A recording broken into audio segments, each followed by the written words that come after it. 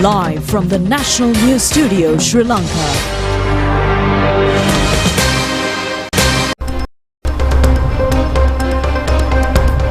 A very good evening. You're watching the national news telecast on Sri Lanka Rupavahini and bringing your top stories for tonight. I'm Sonal Paranetana. I'm Kasini Balachandra Adhikari. We start off with a look at your headlines for tonight.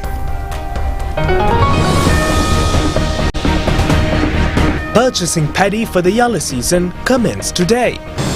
President stresses the need to establish a quality public transport system with facilities. Monthly rental allowance for the families who lost houses by the cyclone detour extended for another 3 months. Modern equipment worth 600 million rupees provided to the Deniaya hospital. The first batch of devotees on Padayatra arrived in Katharagama sacred site. Nation bids farewell to veteran vocalist Mariyasa Gunatilaka. US-Iran conflict heightens. Price of crude oil increases.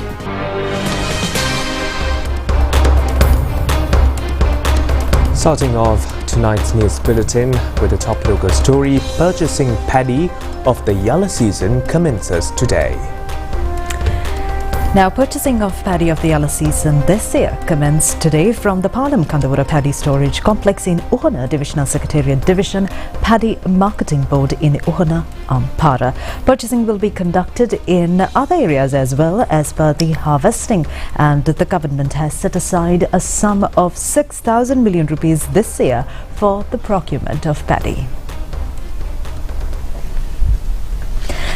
The Paddy Marketing Board is purchasing a kilo of Nadu paddy for 120 rupees and a kilo of Samba paddy for 130 rupees. Kiri Samba paddy is being purchased at the rate of 140 rupees a kilo. Harvesting has been commenced in North and Eastern provinces at the moment. According to the Paddy Marketing Board, paddy storage at Thalava and Radhapura has also been kept open for purchasing of paddy. Paddy purchasing in Mullatiu and Trincomalee areas also commenced today. According to the Paddy Marketing Board, plans are under to purchase paddy from storages at 148 locations. Purchasing of paddy started today at Veeravilla Paddy Storage as well.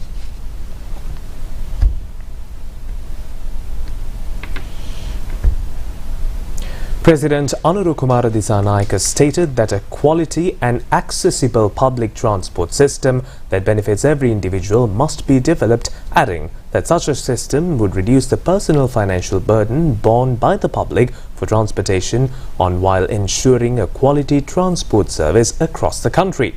The President made these remarks while participating in the pre-budget discussion held at the Presidential Secretariat this morning. This discussion focused to review the progress of projects implemented under the 2026 budget allocations for the Ministry of Transport, Highways and Urban Development and to discuss proposals for the 2027 budget. Highlighting the need to develop public transport under a new plan, the President separately reviewed the progress of projects implemented in the transport and highways sectors during 2026. Special attention was also paid to the program to gradually phase out aging buses and to introduce new buses into the service. The President further noted that replacing existing fleets with well-equipped buses such as metro buses for short-distance urban services would help ensure comfortable travel for the public.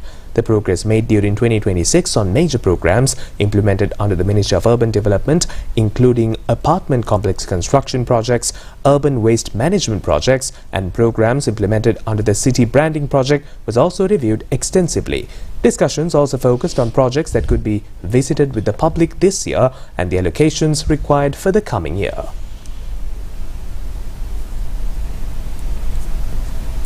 The temporary monthly house rental allowance paid to the families who lost their houses due to cyclone Ditwa until constructing a new house has been extended for a period of another 3 months. The Cabinet has already approved this decision. A monthly house rental allowance of 25,000 rupees was paid to the families who lost their residences by the cyclone. It was recommended the allowance to be paid for a period of 6 months starting from last December. It has now been extended up to 9 months. This has been stated in a circular issued by the Ministry of Finance, Policy, Planning and Economic Development. Signing of the Memorandum of Understanding to provide modern medical equipment valued at 600 million rupees to Deniya New Base Hospital was held today at the Ministry of Health and Mass Media. It was signed under the leadership of Minister Dr. Nalinda Jathisa. Under this project, essential medical equipment is to be provided to the new Deniya Base Hospital. It will enable to provide a more safe, qualitative and an efficient service to the people of Deniya and surrounding areas. Secretary to the Ministry, Dr. Anil Jasinghe and the Indian High Commissioner in Sri Lanka, Santosh Jha, signed the MOU. Necessary action to relocate the Deniya Base Hospital to another suitable location due to the prevailing risk of a natural disaster is being taken now. The project is to be implemented with an investment of 6,000 million rupees, is expected to be completed in 3 years. The minister pointed out that it has been a unique assistance for the medical sector of Sri Lanka from the Government of India to provide medical equipment to the tune of 600 million rupees for the new hospital.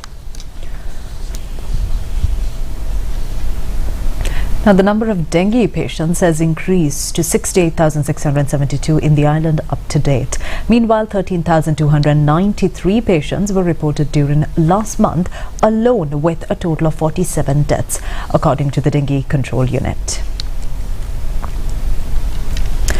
The highest number of dengue patients is reported from the Western Province. From the Colombo, Gampaha and Kalathara districts alone, 36,118 dengue patients have been reported so far. This accounts for 52.59% of the total number of dengue patients in the island.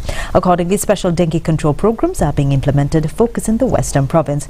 Highest number of dengue patients after the Western Province are reported from the Southern Province, which is 10,765, according to the National Dengue Control Unit. It is pointed out that 175 public health inspect areas have been identified as high-risk dengue zones.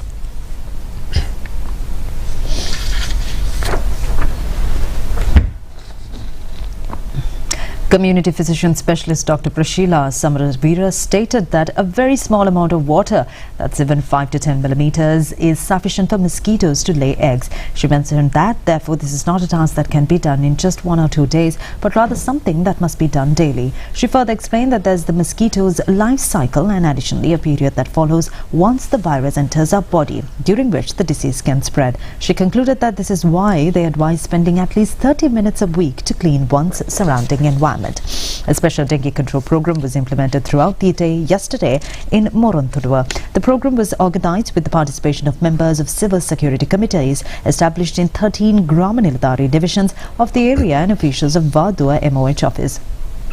A large number of dengue patients have been reported from Pathramolla, where a special dengue control program was implemented. Several locations breeding dengue mosquito larvae were also identified during the house inspections. Legal action will be taken against them.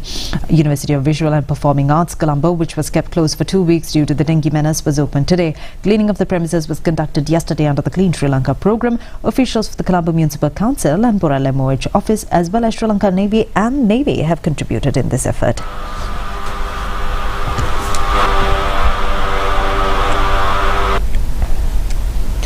The Batticaloa Magistrates Court today ordered former State Minister Shivanai Chandrakanthan to be remanded until the 24th of this month. Former State Minister Shivanai Chandrakanthan, who was arrested under the Prevention of Terrorism Act, was produced before the courts online to hear the case.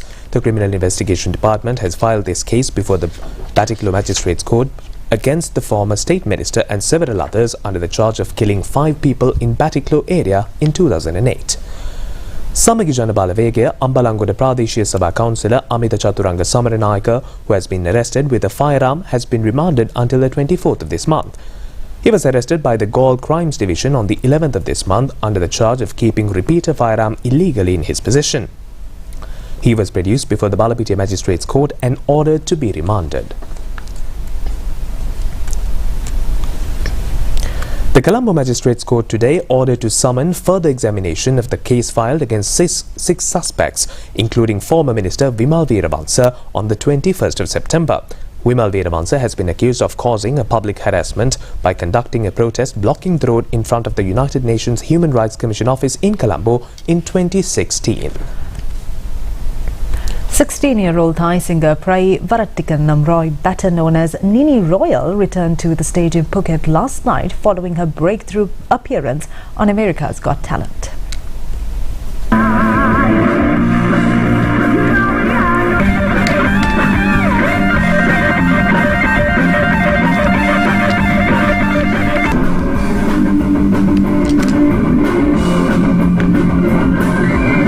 The video posted on America's Got Talent channel has received more than 30 million views, while related clips on TikTok have recorded up to 106 million views.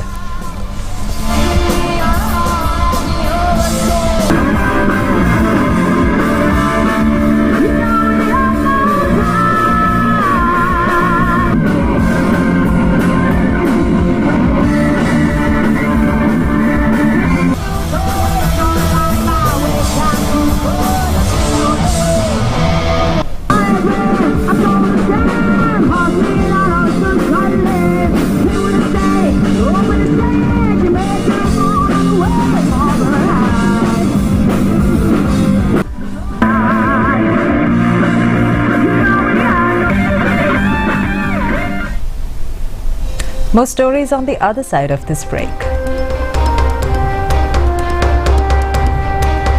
Love rugby. Live rugby. Prima Kotumi. Pantamari. Earn the highest interest rate of 5.6% for US dollar fixed deposits from Ceylon Bank. Live from the National News Studio, Sri Lanka.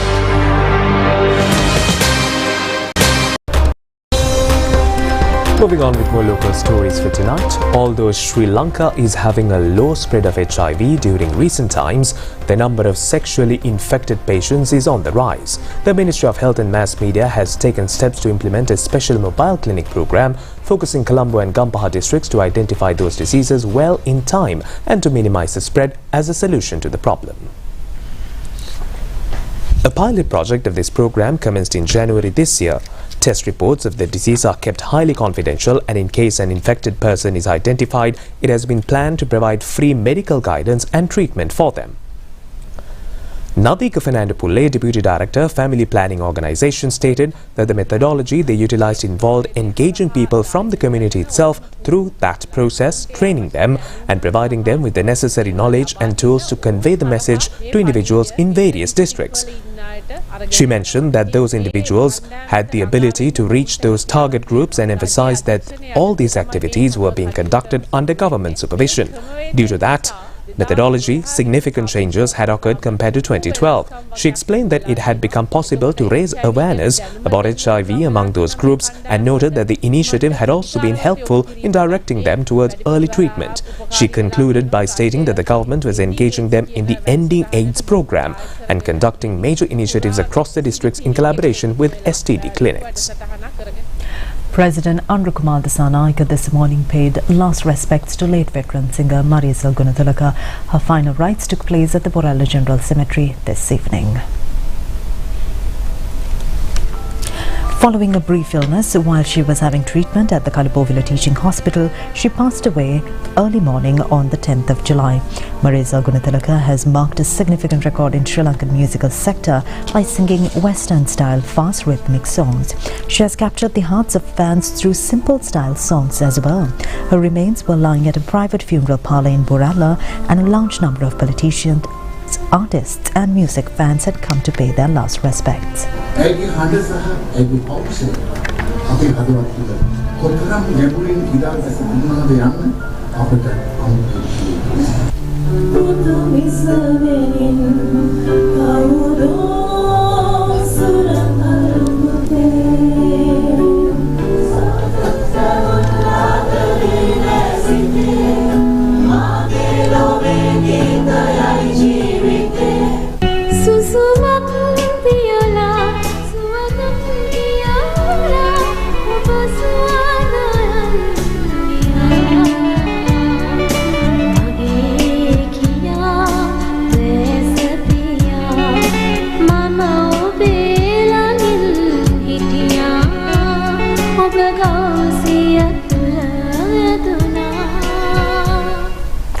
The National Insurance Trust Fund says that an efficient service can be provided by digitalizing the Agrahara insurance cover services. Meanwhile, the deadline to update the data system of Agrahara insurance cover has been extended up until the 31st of this month. These facts were revealed at a media briefing held at the Government Information Department today. Chairman of the National Insurance Trust Fund, Dr. Vishaka Vanasinghe, said that nearly 600,000 officers had already assisted in updating the database system. She further mentioned that there was still another group remaining and requested them to log into their website to complete those actions. She noted that they had extended the deadline until the 31st of that month and therefore urged them not to wait until the final days, adding that instructions on how to do it had already been provided. Finally, she requested them to act accordingly and extend their cooperation. Assistant Manager Marketing of the National Insurance Trust Fund, Nuwanthi Sanayaka, stated that the circular applied only to public officers currently serving in the public service and that they were only ones required to perform that update. He mentioned that the retired community received Agrahara benefits with them and semi-government sector institutions were also connected with them under the Agrahara Health Insurance Scheme. He clarified that those two categories did not need to register or perform that update. He emphasized that their current requirement was solely to update the information of members who are actively serving in the public service. The assistant manager further explained that as a country in an era of digitalization, all Agrahara services and Agrahara claim payments through the National Insurance Trust Fund would be subjected to that digitalization in the future. The first batch of devotees who arrived in the Padayatra today reached the historic Ruhunu Kataragama Devalaya sacred premises. There are 2 more days for the commencement of Asala Perahara festival. National Television provides the media sponsorship for the festival this year as well. The Kumana National Park entrance was opened for the devotees on the Padayatra at 6 a.m. this morning for the 4th day as well. 24,147 devotees have joined the Padayatra since 10th of July to 3 p.m. today. Out of this crowd, a team of about 1,000 devotees arrived at the Katragama sacred site. All facilities, including food and beverages for them, have been prepared at the Katragama sacred area. These facilities have been arranged for the devotees in the Yala National Park as well. Medical camps are also open in operation at the Lindun area for the convenience of devotees. It has been organized for the 14th occasion this year.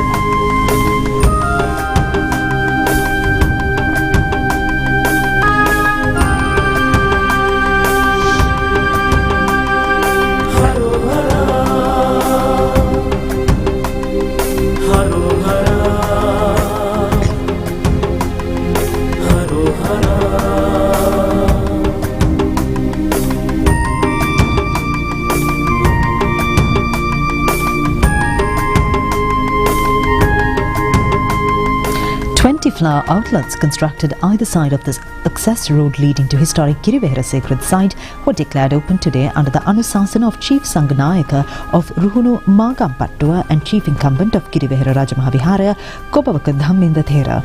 These constructions were planned by the Physical Plan Department and constructed by the Sri Lanka Navy under the supervision of Katragama Pradesh Sabha. Basnayaka Nilame of the Ruhunu Katragama Mahadevalaya, Tirunamadu Sankar and many others were present at this occasion.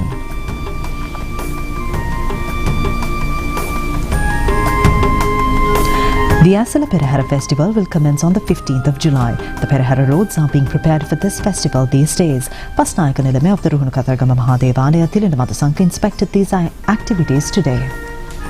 Construction of 2 lanes from Girivehara sacred site to Katragama Mahadevalaya are being carried out these days with swift access to devotees, especially including the persons with special needs. Taking a look at your weather update for tonight, several spells of showers will occur in Sabaragama province and in Kandy, Nuwara, Galle and Mathura districts. A few showers may occur in western and northwestern provinces.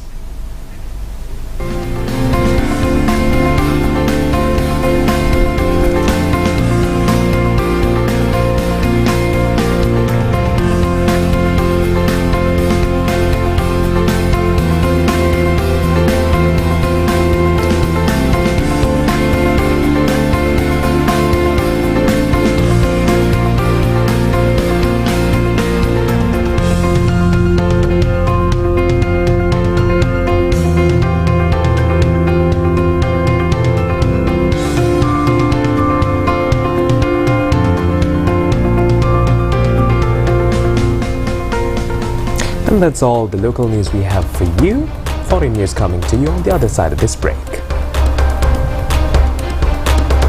Love rugby. Live rugby. Prima Kotumi. Fantamari. Earn the highest interest rate of 5.6% for US dollar fixed deposits from Ceylon Bank.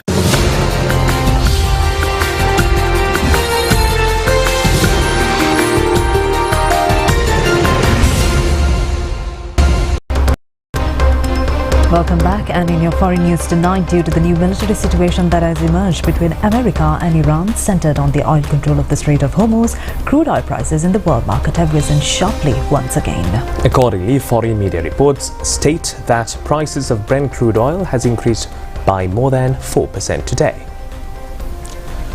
Washington and Tehran are engaged in a fierce battle to seize control of this ocean region, which has an extremely critical impact on the world's market's energy supply.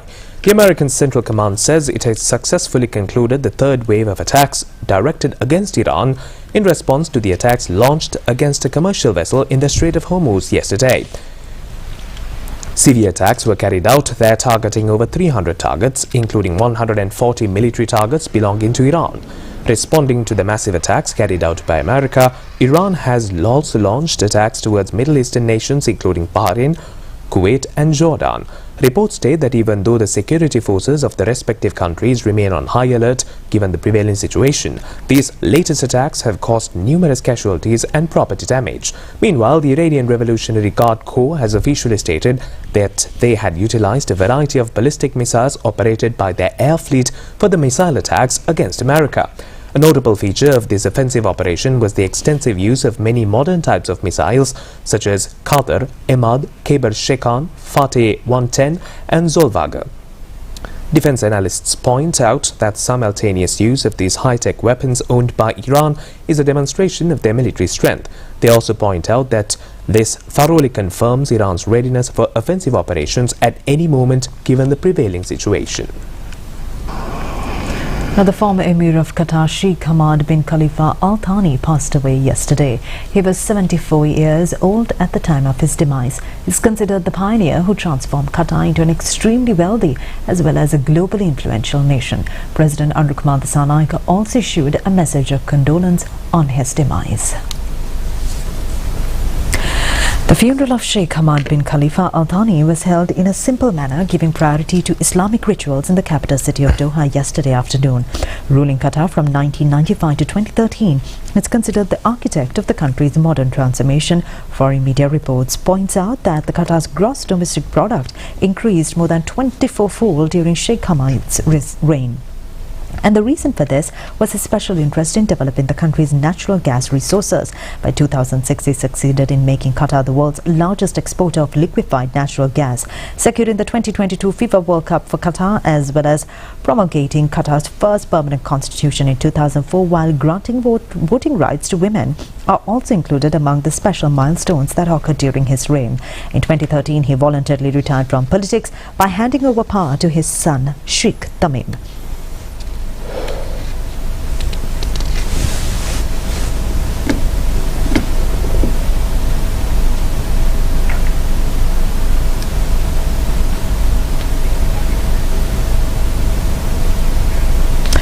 President Andrew Kumar Dissanayake also issued a message of condolence on the demise of the former Emir of Qatar, Sheikh Hamad bin Khalifa Al Thani. Placing a note on X account, the president stated that he was deeply saddened to hear of the passing of the current Emir of Qatar's father.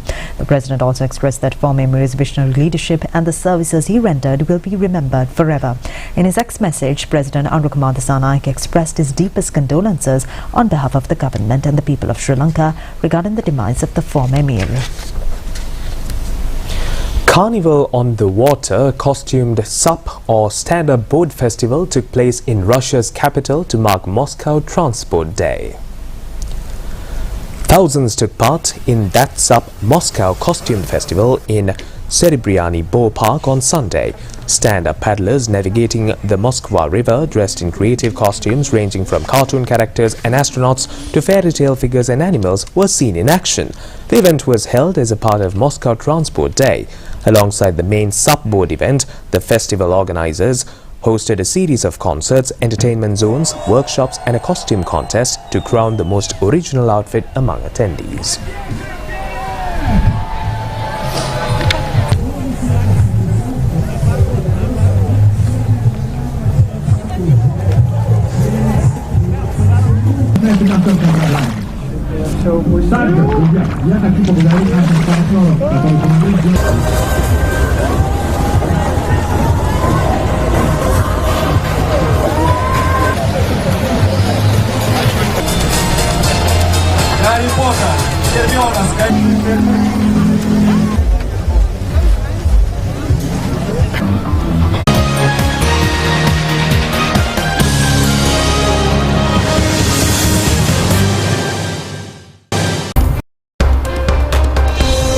And in your sports news tonight, Jannik Sinner of Italy won the men's single championship of the Wimbledon tennis tournament, defeating Alexander Zverev of Germany in the finals. The men's singles finals were held in London yesterday. Alexander Zverev won the first round 7-6. Later, Jannik Sinner was able to win the second and third rounds, that's 7-6, 6-3 and 6-4. Accordingly, Sinner won the championship in the finals with 3 rounds to 1. This has been the second consecutive occasion where he won the championship.